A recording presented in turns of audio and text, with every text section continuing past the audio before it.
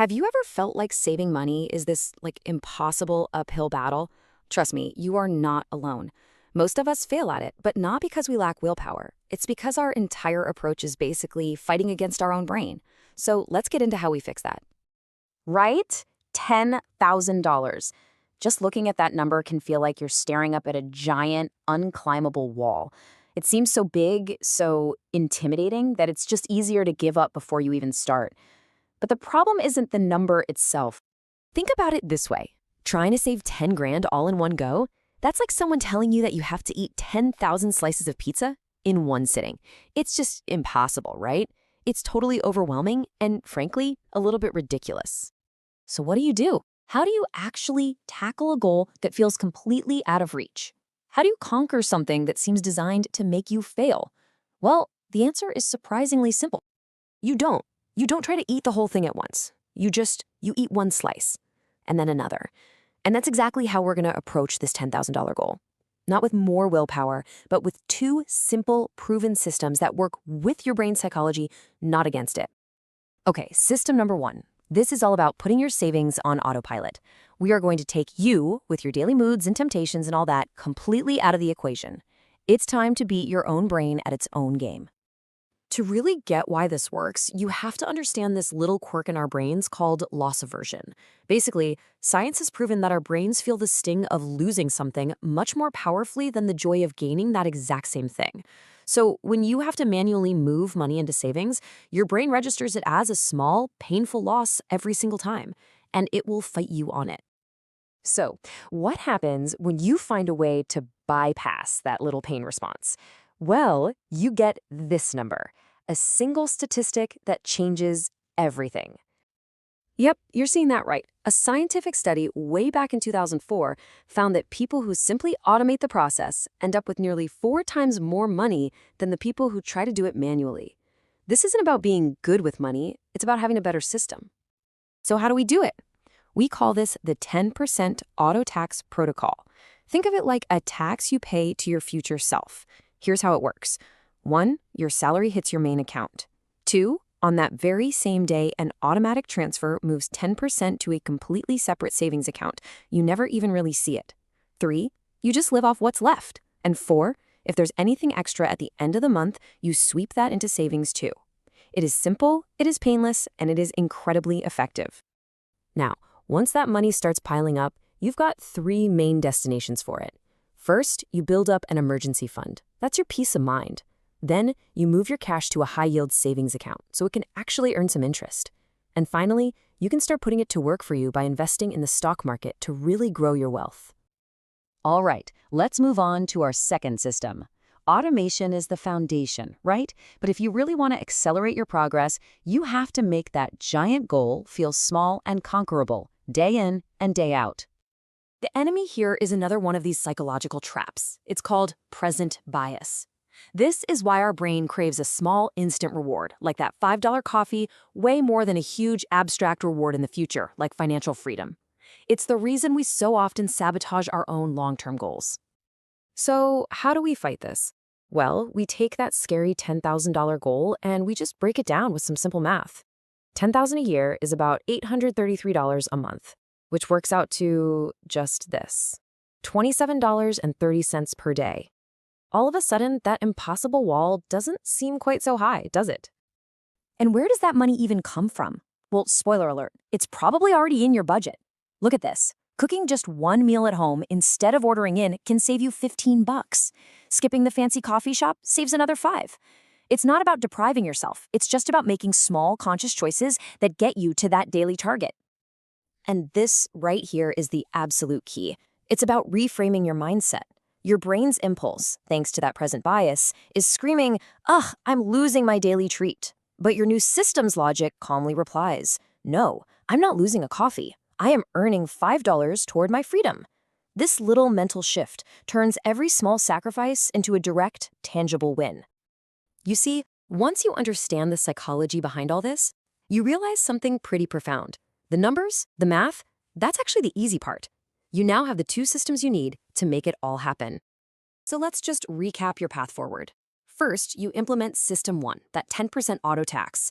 You set it up once, you forget about it, and you completely bypass that nasty loss aversion. Then you use System 2.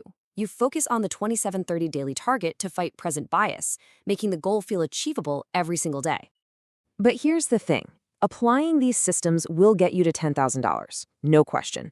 The numbers really are the easy part. But what comes next, what you do once you understand these principles, well, that's what really separates the truly wealthy from those who just look that way. All right, so look, we've all seen the how-to guides for saving money, right? We get the math, we know the basics. But today we're talking about the final piece, the one that actually matters, the one that decides if you win or lose. And it's not in your wallet, it's the battle happening right inside your own head. And to kick this off, let me hit you with a wild statistic. So in 2019, a study was done.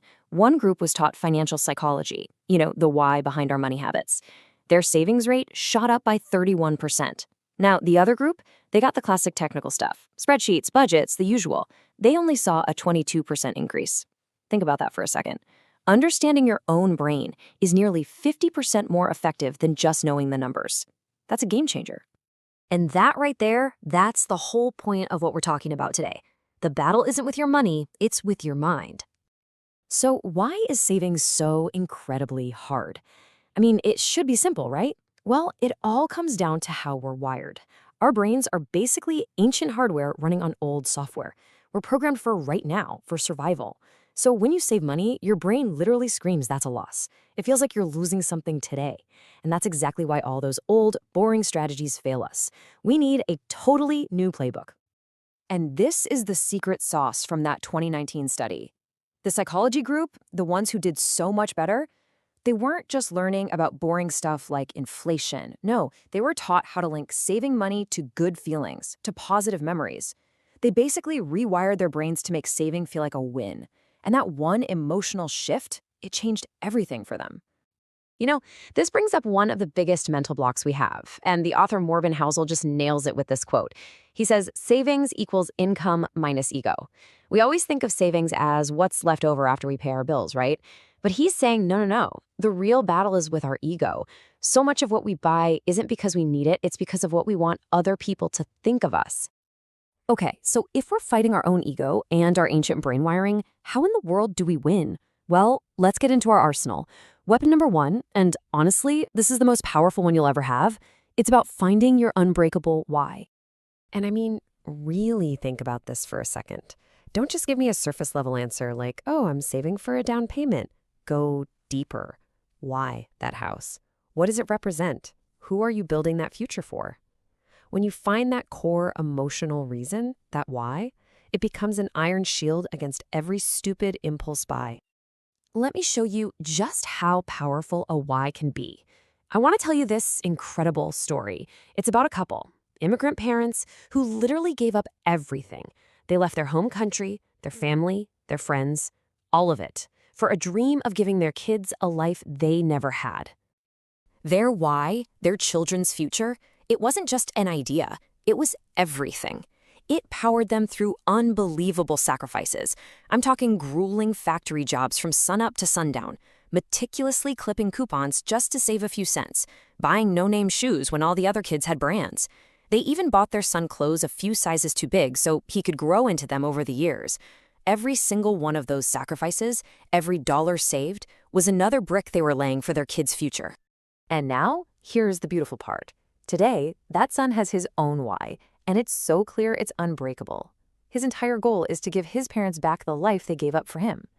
Now you tell me, when your purpose is that powerful, what chance does a shiny new phone or some fancy dinner have against it? Absolutely none. All right, let's switch gears and get a bit tactical. Let's talk about the brain's pleasure drug, dopamine. Now here's what most people get wrong. We think we get that rush of pleasure when we actually buy the thing, but that's not true. The science is clear. The biggest dopamine spike happens in anticipation. It's the wanting, not the having. And let me tell you, every major company on the planet knows this. They spend billions of dollars a year designing ways to exploit that little weakness in your brain. So how do we fight back? How do we disarm this dopamine trap? It's actually a really simple trick. I call it the not now, but later rule. The next time you get that sudden, powerful urge to buy something you hadn't planned on, don't fight it, don't say no, just say, not now. Take out your phone, add it to a list, and make a deal with yourself. If I still want this in 30 days, I can have it. What this does is it completely hijacks that anticipation loop. It lets the dopamine rush fade, and it puts you back in the driver's seat. But does this little trick actually work? Oh, you have no idea. The data shows that after waiting just 30 days, get this, 92.7% of the time, you won't even want the thing anymore. Almost 93%. The impulse just vanishes. It's that powerful. Okay, so we've got our why as our shield and the 30-day rule as our sword. Now for the final piece of the puzzle. This is about seeing the victory. It's about making the future so real, so tangible, that it's more exciting than any purchase today. And the way we do that is by truly, truly understanding the magic of compound interest. So let's play this out. Imagine you have $5,000 sitting in your account right now. You could blow it on a fancy vacation, a big screen TV, whatever. Or you could see what that $5,000 could become. Because that's the real choice, isn't it? It's not just about a purchase. It's a choice between a thing that will be old in a year and a future where you have real wealth. Just look at these numbers. If you take that same $5,000 and just put it into a simple S&P 500 index fund, based on its historical average return, in just 5 years, it could be worth almost $10,000. You've doubled your money by doing nothing. But wait, let it ride for 20 years? We're talking nearly $20,000 from that original 5. That is what happens when you let your money go to work for you. So this is the question, the only question you need to ask yourself from now on before a big purchase. Is this thing I want to buy today worth more than $20,000 to my future self? Is that vacation really worth 20 grand? Is that gadget? When you frame it that way, suddenly the choice gets a whole lot easier, doesn't it? All right, we've talked strategy, we've covered the psychology, the purpose, the tactics. But here's the thing. Knowing this stuff is totally useless if you don't do anything with it. This isn't just some interesting information to file away. This is a battle plan. And your first move, it happens right now.